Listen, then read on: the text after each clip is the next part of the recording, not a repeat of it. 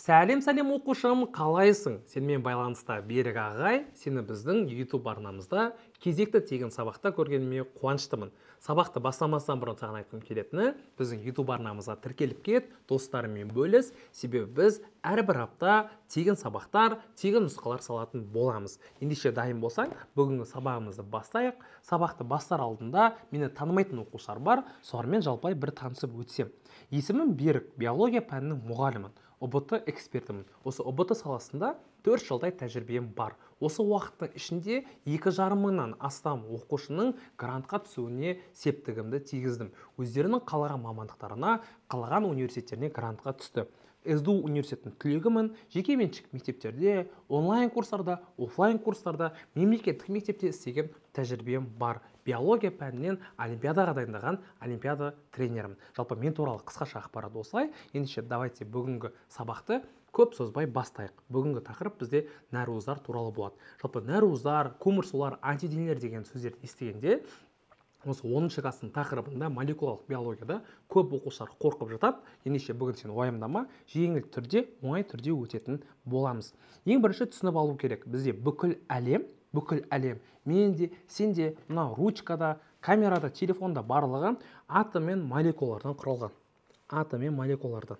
Егер біздің денемізді бірнеше еселетіп үлкейтетін болса, атом молекулалардан құралған денешіктер пайда болады екен. Ең бірінші осыны түсініп ал. Молекулалар осы құрамына байланысты бөлінеді. Олар биорганикалық заттарға және де органикалық заттарға. Органикалық заттар бізде 4 түрі бар. Олар көмірсулар, нәруыздар, майлар және де нуклеин қышқылдар. Біз бүгінгі сабақта осы нәруыздар туралы талқылайтын боламыз. Сабақты түсіну үшін, жалпы молекулярлық биологияны біз көзбен көрмейміз, оны түсіну үшін осы бір видеоға назар аударсаң. Мысалы, мына жердегі біз қызды үлкейтетін болсақ, егер денесін, оны біз көзін көреміз.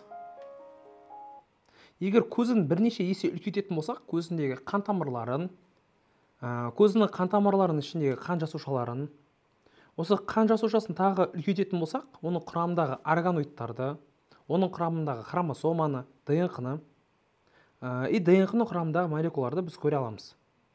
Ал енді осы молекуланы тағы үлкейтетін болсақ, ол неден тұрады? Ол атомдардан тұрады. Ал атом деген осы әлемдегі бөлінбейтін ең ұсақ бөлшектер. Сонда ойла, біздің әлем не деген осындай бір керемет құрастырылған, біздің денеміздің барлығы осындай өте ұсақ молекулалардан, көптеген жасушалардан құрастырылады. Шынымен дәл солай. Сонда біздің денеміз осы молекулалардан құрастырылған.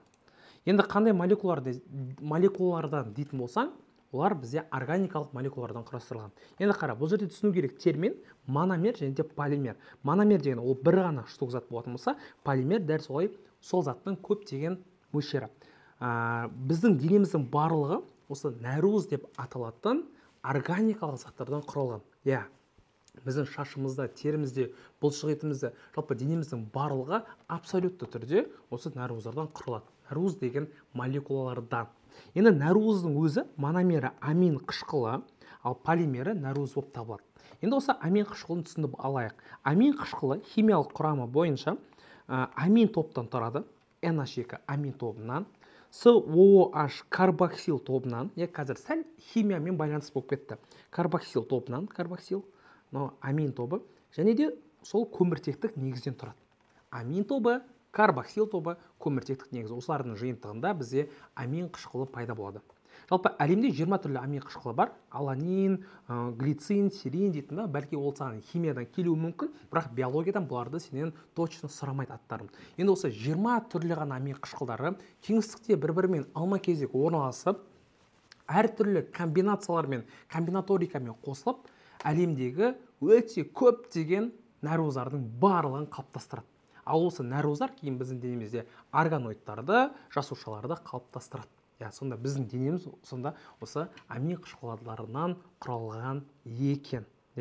Жалпы нәруыздарға тоқталатын болсақ, енді амин қышқылдарынан нәруыз түзіледі.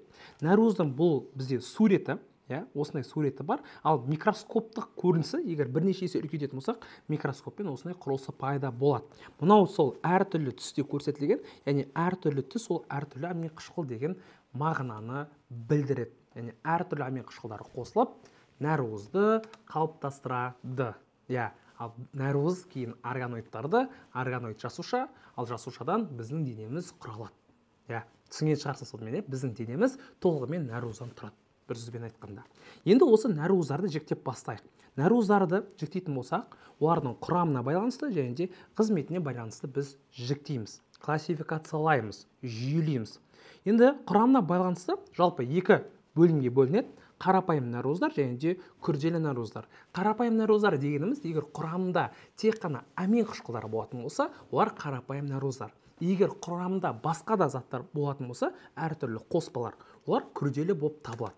Қарапайым нәруыздарға бізде коллаген жатады, сіңірдің құрамында, глютелин жатады. Глютелин астық тұқымдастарындағы нәруыз. Кератин мен эластин тері мен шаштың құрамында. Кератин шашқа шаш сынуды тоқтатады деп айтып жатады шампуньның рекламасында. Және де гистондардан тұрады. Гистон ол бізде ДНК-ның құрамындағы нәруыз. Ал енді күрделі нәруыздарға тоқталайық. Олар металлопротеин, хромопротеин, фосфопротеин деген түрлер бар. Металлопротеин деген егер құрамында темір элементі, темір, әртүрлі металдар болатын болса, молибден, мырыш, онда металлопротеин болады. Хромопротеин деген ол боялатын нәруыздар. Фосфопротеин ол егер құрамында фосфор элементі болатын болса, ұбт-да саған келетін фосфопротеин ол казеин деп аталады. Казеин деген сүттің құрамында кездесетін, құрамында фосфор элементі бар нәруыз. Сен егер сүт ішкен кезінде осы фосфор элементінің арқасында біздің денемізде кальцийлер не істейді, қанға сіңеді, денемізге сіңіп қалады. И гликопротеин мен липидопротеин. Назар аударатын болсаң, глика деген сөз ол бізде көмірсу деген мағынаны білдіреді. Гликолиз, гликозид дейтін. Глика деген ол көмірсу, протеин деген нәруыз. Сонда спортсмендер протеин ішіп жатады ғой, ол протеин ешқандай химиялық зат емес, ол осы нәруыздар.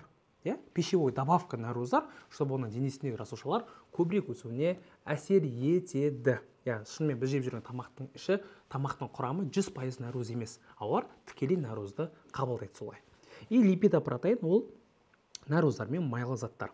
Енді родопсин мен гемоглобин олар бізде боялатын нәруыздар. Родопсин, иодопсин олар біздің көзімізде пигментті қалыптастырады, соның арқасында біз әртүрлі түстерді ажыратамыз. Ал гемоглобин оттектің тасымалдануына әсер етеді.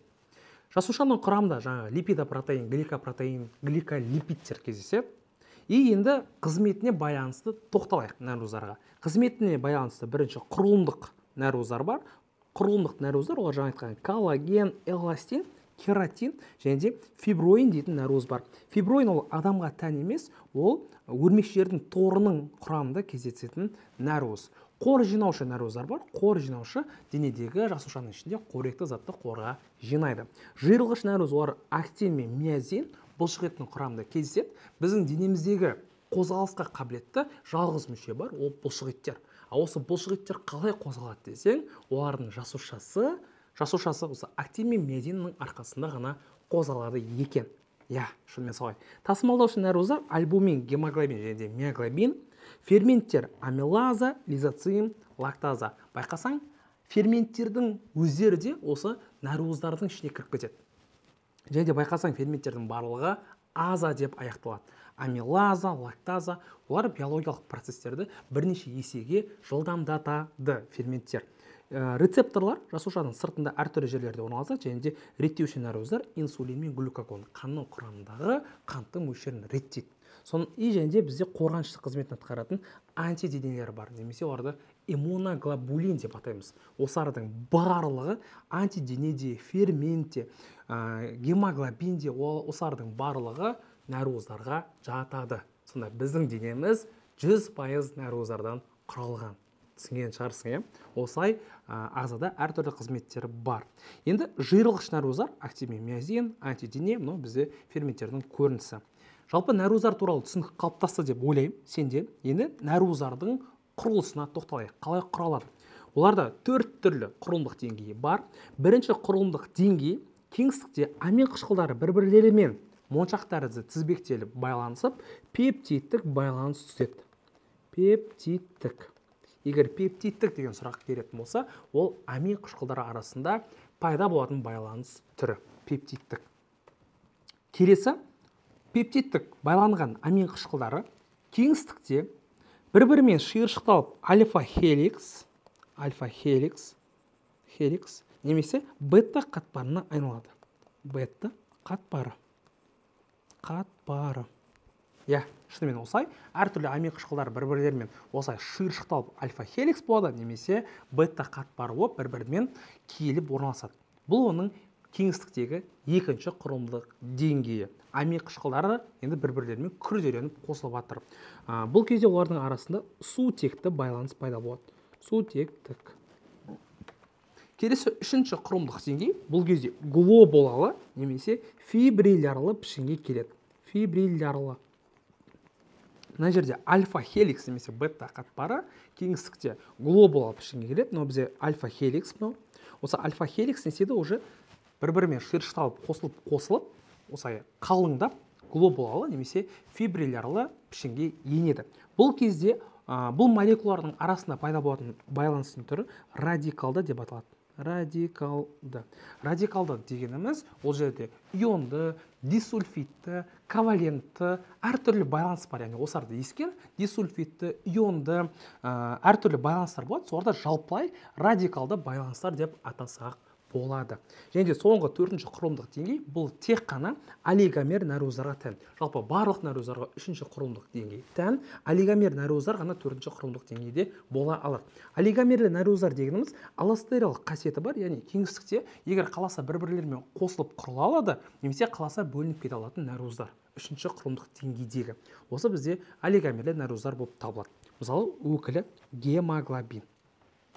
Енді нәруыздардың денатурациясына тоқталайық. Нәруыздардың денатурациясы деген сыртқы бір фактордың әсерінен нәруыздың кеңістіктегі пішінінің бұзылуы. Осы бізде нәруыздардың денатурациясы болып табылады. Осы кезде мына глобал нәруыздың қарасақ құрылысы полностью бұзылып кетті.